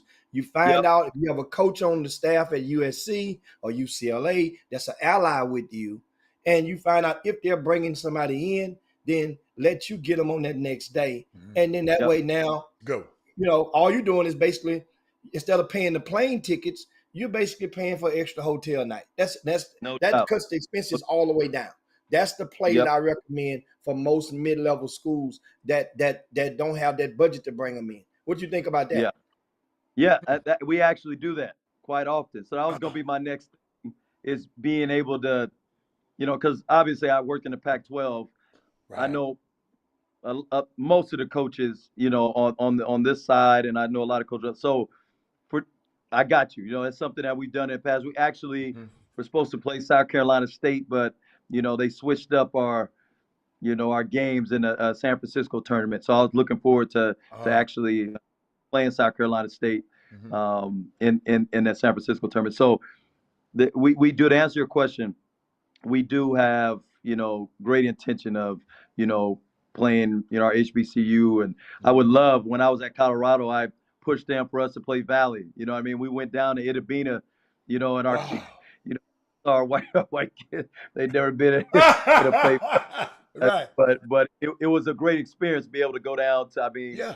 play Valley and, at men's games. I mean, those games were lit. You know what I mean? It was live. I missed that environment. But to be able to be behind the scenes and, as an assistant coach and head coach and facilitate that and make it happen is something that I've done and I intend to do, going forward.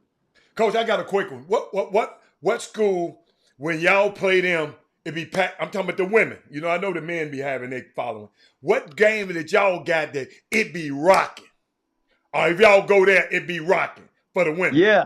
Huh? I would say Hawaii. We play Hawaii Wow. because they don't have a professional team, so they are the pro team. So they love sports, women's basketball, Right. so Hawaii is always, especially they're pretty good. They're always live. I would say when we play Irvine, who is a rival to us, here, the Pyramid, is one of our live.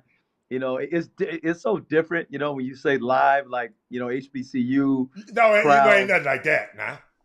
It's a it's It's a different. just a different feel. But for what I know what you mean. Uh-huh. Those games are usually Irvine, Fullerton, and Hawaii are usually, and even Hawaii here, because they travel well, because they're coming off that island, and a lot of their kids are from here. So it's the only that's time. right.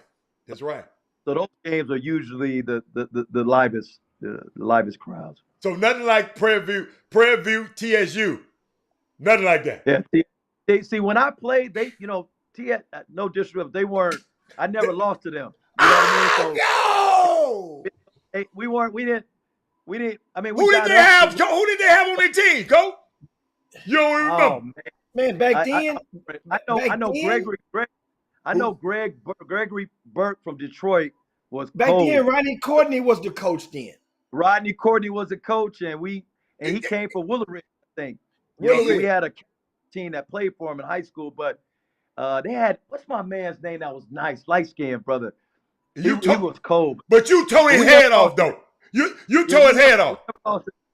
Yeah, I played pretty good against those. I was more of a distributor, but I had some pretty good games. Coach, if the team win, the point guard win, Coach. Point guard's known for the wins. That's what Jimmy said. Point guard's known by the wins. Huh? Hey, man, my role was to make people better, man. Distribute that thing and to defend and make sure that, I was the glue. Was it Theo Dotson? Nah, Theo Dotson. Uh-huh. I can't think of his name, man. God, he can hoop, though. He can hoop, though. Okay. I can't think of his name, but he can hoop. What year was it, Coach? You don't remember? That far back? Yeah, 2002 was when Courtney was there. 99 to 03. I can't think of, man. My man could play. My man could play. They had talent. They just Ronnie Courtney, he was there. Hell, at one of those years when he was there, he had like 6 kids from Fort Bend ISD on the team. Yeah, Fort Bend ISD. Well, were they winning though? Did they win? They won one, not the first. Not when Coach was coming through here running through them. I never lost. I never lost to Prairie View. I never lost to Texas Southern. I never lost to Pine Bluff. I mean, I think I lost 2 home games. We lost 2 home games my whole time. Wait a minute, Coach. What was your coach name? Davey Whitney. Oh, hell no! Yeah, you're right there.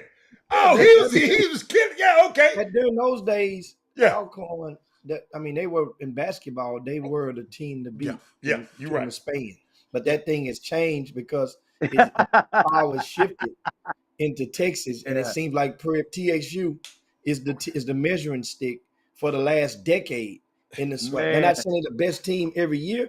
Guess what? But they've been the measuring stick. Alabama State has snuck in there a little bit Coach, as well. Coach. SWAC champions last year, Coach.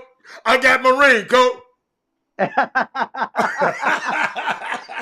Now, Hey, in case you listen. didn't know, Hey, Coach, Haller is you on the got broadcast team for the men's basketball games for TSU. Yeah. So, you know, We be Hey, rocking, coach.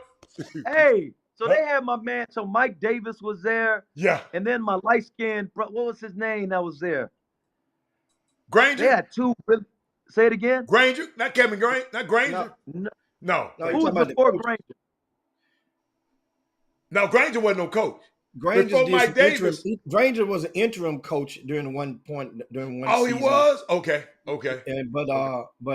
but the light skin before. Who is it? Because they had Tony Harvey before, I No, thought. Was it Tony Hawk was Johnny? after. He was Oh. after Was Ronnie it Court. Johnny? Was it Oh, Johnny? Byron Smith was an Yeah. intern. Byron Smith was the coach at Byron Smith was an TSU? interim head coach. I didn't know that. Yes, he was an interim head coach at like 3 different schools.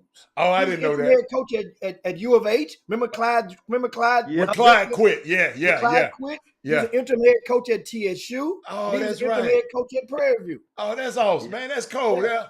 Hey, you got my girl down there though. That's Who? about to blow that Burnett Skeet. The TSU new coach? Yeah. They the said women's she coach. cold. No, she. So when I was a graduate assistant Mhm. at Alcorn, she was playing there, and Oh. and she's a beast. She Okay. gonna get that. She gonna get that thing right. I mean, I know they've had some good teams, but Yeah. she's about her business. You know, Okay. I'm excited to see what she does, man. You know, when I interview, I'm gonna talk about you. Tell I tell you had you on the show. That's family. She'll hit me. She'll hit me with a scripture real quick. You know what I mean? Jimmy, what else you Yeah. got for Coach, Oh, man? I mean that's pretty much it, man. Coach, we definitely appreciate the convo, man. It's always Women Rock Wednesday. You educate a lot of the people that are watching, and the thing is, how can they get in touch if they have more questions about your program? Give us the intel or the email address or whatever they can send to. They can contact whatever to get more info. Hey, you can always hit me on. You know, I'm not a. You know, I gotta be a little present on social media because that's part of the gig. I'm old school with it, but you know, Twitter at Cammon.Jeffrey. Hit me, Jeff JEFS dot Cammon CAMMON at CSULB.edu. You can also go on our website, and my email address is on there. Hit me anytime, like any question. I don't care who it is. You know, I have time. I'll definitely. It may not be right away, but I'll eventually get back to you. You know, obviously we're in the thick of getting ready for the season, but you know that's why I'm here. I'm here to serve. I'm here to impart knowledge and any wisdom that I don't have a ton, but any wisdom you know I have from my experiences as a a coach and former athlete. I would love to you know share that and give that to you. So hit me on my email. Hit me on Twitter. You know, what they say, DM me. Is that the thing? You know? Yeah, hit me in the DM. Yeah, so holla at me, man. I would love to answer any questions. And man, I just appreciate this platform, man. Thank you, Coach. It's great to man. You don't know, man. It's great to just really have real talk. You know what I'm saying? Yeah. And I have a lot of interviews. I've been on a lot of, but you know, this is home. You know what I'm saying? I Right. know we met, but it's really good to you know get on here and be able to chop it up with you know some real dudes, man. So I appreciate you, man. I love what you're doing, man. Continue to do what you're doing. Anything I could do, you know, in the future, you know, man, holla at me, man. Let me know, man. I would love to give back and show love in any way. I got you, Coach, because I'm gonna be spending a lot of time out there. I'm gonna have a grandson being born out there in a month or two. So I'll Man, be out there. a lot. Yeah. Too, man. Yeah, and, I got you. They let me know. Yeah. Let me know. Man. I can't wait. Yeah, Hey, and hey, of course one of the viewers said that player that you were describing playing against, it could have possibly been Sean Walker at TSU. Now, Walker. also Also, I want to give you some. I had I his want to give, name, man. Go, man. I can't believe I can't think of his name. I'm gonna He give you must a not been factual. that good because you don't No, remember. no. Good play. Hey, Nah, hey, I'm I got messing my with you. dad. I have my memory, man. Sometimes.